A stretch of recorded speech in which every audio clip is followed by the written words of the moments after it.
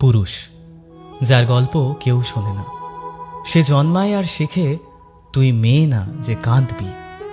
তাই ছোটবেলা থেকেই ও শিখে যায় কিভাবে কান্না চেপে রাখতে হয়, কিভাবে ভাঙা মন নিয়ে ঠিকঠাক হেসে যেতে হয়। সে বড় হয়, স্বপ্ন ছিল হয়তো গান গাওয়ার, ছবি আঁকার, বই লেখার, কিন্তু বাস্তব বলে আগে টাকা রোজগার কর।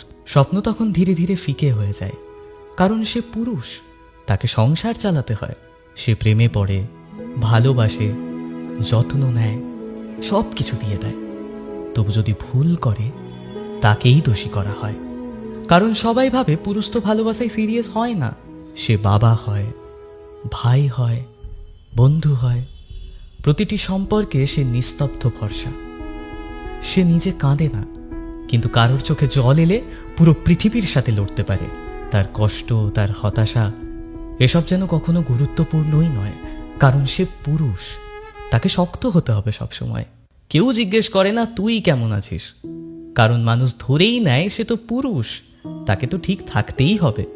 কিন্তু রাতের বেলা যখন আলো নিভে যায়, তখন সেই পুরুষ একা বিছানায় শুয়ে ভাবে, আমারও তো ইচ্ছে করে কেউ একটু আমায় জড়িয়ে ধরে জিজ্ঞাসা করুক, তুই কেমন আছিস।